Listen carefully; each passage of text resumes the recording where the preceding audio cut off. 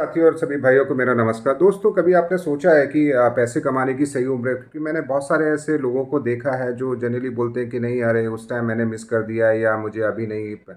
या मुझे बाद में कुछ करना चाहिए था। ठीक है, तो आज मैं कुछ तथ्य और कुछ ऐसे विश्लेषण रखूंगा कि सही उम्र क्या है। क्योंकि आज की डेट में बहुत सारे ऐसे लोग हैं जो बिजनेस में इन्वॉल्व हैं, बहुत सारे ऐसे लोग हैं जो गवर्नमेंट सेक्टर में काम कर रहे हैं, बहुत सारे ऐसे जो प्राइवेट सेक्टर में जॉब कर रहे हैं, और वो कहीं ना कहीं उनका एक तरह से मैं ये कहूँगा कि उनको ये पता होना चाहिए कि किस उम्र में उनको सही तरीके से पिच करना है,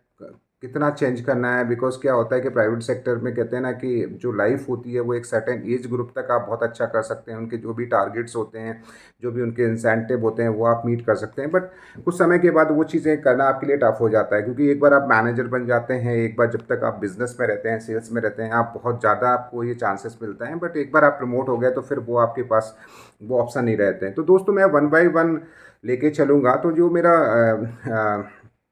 आज का जो टॉपिक था उस पर मैं सबसे पहले आपको वो एज ग्रुप बताऊंगा, फिर मैं उसके पीछे आपको तथ्य रखूंगा कि वो एज ग्रुप क्यों परफेक्ट होती है, क्यों मैच करती है आपको, अगर सही तरीके से बिजनेस या चाहे आप जॉब में हैं। तो वो है, तो जो एज है बेसिकली, जो मैं मानता हूँ व्यक्तिगत तौर पे, कि वो 30 से 40 साल के बीच की जो एज होनी चाहिए वो एक परफेक्ट एज होती है, जहाँ पे आप, चाहे आप बिजनेसमैन हैं, चाहे आप सर्विस में हैं, चाहे कहीं पर भी, जहाँ पे आप पूरी एनर्जी के साथ में और पैसे कमाने पर जोर दे सकते हैं। बहुत सारी ऐसी प्राइवेट कंपनीज आप देखना, उनके बहुत सारे ऐसे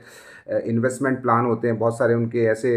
इंसेंटिव्स होते हैं, बहुत सारे उनके ऐसे टारगेट्स होते हैं जो वो अपने अपने टीम मेंबर्स को, जो भी उनके सेल्स में काम करने वाले, चाहे बिजनेस में हों, चाहे वो रिक्रूटमेंट किसी भी इंडस्ट्रीज़ में हों, जैसे अगर वो इंश्योरेंस में है, बैंकिंग में है, लोन में है, ठीक है, कोई भी सेल्स के जॉब में है, तो वो जो टारगेट होते हैं वो आप अगर सही तरीके से, बिकॉज जो मैं मानता हूँ कि 24 से लेकर 30 साल की जो उम्र होती है, जहाँ पर आप बिज़नेस को समझते हैं, जहाँ पर आप टेक्नोलॉजीज को, कोई भी सेल्स हो, अगर आपको इंश्योरेंस में जाना है, अगर आपको सपोज कमर्शियल लोन में जाना है, होम लोन के लिए अगर काम कर रहे हैं, या आप किसी रिक्रूटमेंट में काम कर रहे हैं, तो वो चीज़ को समझने में आपको ऑलमोस्ट 3 से 4 साल लग जाते हैं।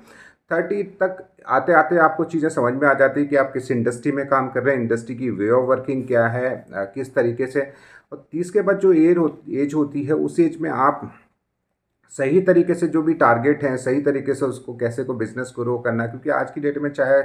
प्राइवेट सेक्टर हो, चाहे गवर्नमेंट सेक्टर हो, हर किसी को ग्रोथ चाहिए। मैं ये नहीं कहूँगा कि एनटीपीसी या एनएचपीसी या बहुत सारी जो गवर्नमेंट की बॉडीज जो हों, चाहे जल विद्युत बोर्ड हों, उनको ग्रो नहीं करना है। वो भी अपने सेक्टर्स को, अपनी कंपनीज को, जो भी उनकी हो, उनको ग्रो करना चाहते हैं। और ग्रो करने के लिए उनका सैलरी के अलावा जो भी उनके एम्प्लॉयज़ काम करते हैं, उनको एक बहुत अच्छी वो स्कीम्स ऑफर करते हैं। बहुत सारे ऐसे इंसेंटिव प्लान होते हैं, बहुत सारे ऐसे टारगेट्स होते हैं, अगर वो आप अचीव करेंगे तो डेफिनेटली आप अपनी सैलरी को ग्रो कर सकते हैं। तो पैसे कमाने की, चाहे आप जॉब में हो, चाहे वो प्राइवेट सेक्टर में हो, चाहे गवर्नमेंट में, मैं मानता हूँ कि 30 से 40 साल का जो एज ग्रुप होता है, उसमें आप पूरी एनर्जी के साथ में आप फोकस कर सकते हैं और अर्न कर सकते हैं। रहा सवाल बिजनेस का, तो बिजनेस में भी जो 30 से 40 साल की उम्र होती है, वो एक अच्छी एनर्जी आपके पास होती है, आपका हेल्थ और ये सब कुछ सही रहता है उस टाइम में, नॉलेज आपको मिल चुका रहता है।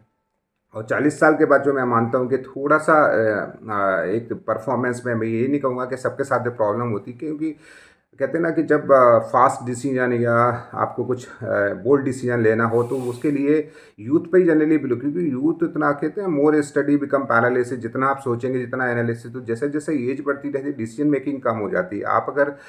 इंडिया को, मैं ये नहीं कहूँगा कि इंडिया की पॉलिटिक्स या इंडिया के जो पॉलिटिशियंस रहे हैं, जो भी हमारे प्राइम मिनिस्टर, उन्होंने अच्छा काम नहीं किया, उन्होंने बहुत अच्छा किया, बट जो यूथ होते हैं कहाँ, क्योंकि जो एज होती है ना, एज के साथ साथ आपने सोचा होगा कि जो डिसीजन लेने की शक्ति है वो आपकी थोड़ी कम हो जाती है। आप उतना फास्ट, उतना, क्योंकि अभी किसी 30 या 35 साल के लड़के को अगर किसी बिजनेस में अगर लगता है कि नहीं, यहाँ पे पोटेंशियल है, यहाँ मुझे इन्वेस्ट करना चाहिए, यहाँ पे मेरे अपनी टीम को इन्वॉल्व करना चाहिए, तो डेफिनेटली वो, अगर एक 45 साल का बंदा है और एक 35 साल का बंदा है, तो आप खुद से सोच लेंगे कि किसमें ज़्यादा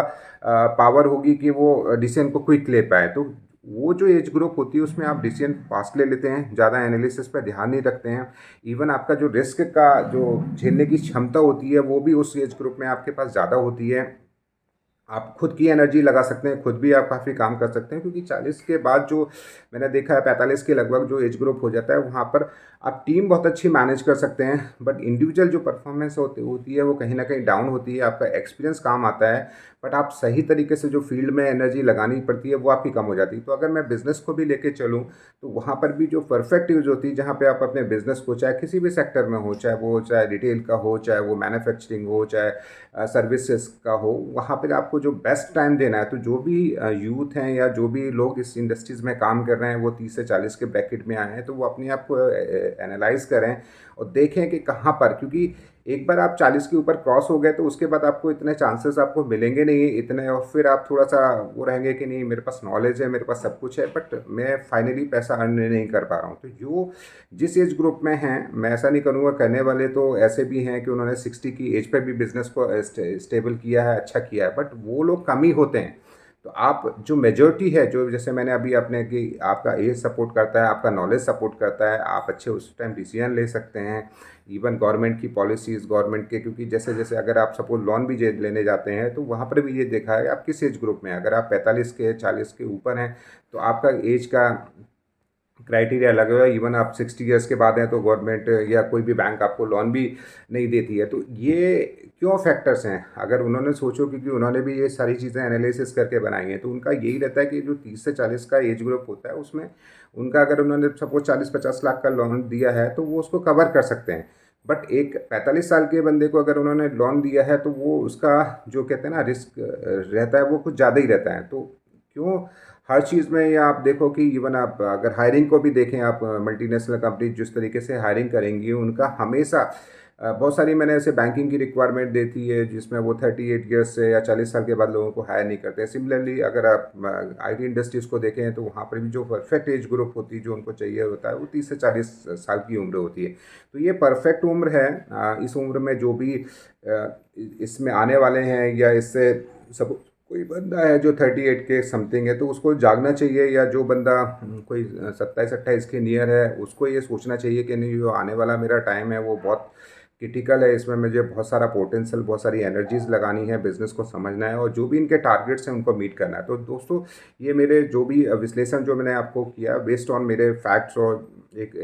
ग्लोबल अंडरस्टैंडिंग के बिहाफ पर मैंने जो डिसीजन लिए, मुझसे जुड़े रहने के लिए चैनल को लाइक एंड सब्सक्राइब करने के लिए आप सभी का धन्यवाद। जय हिंद, जय भारत।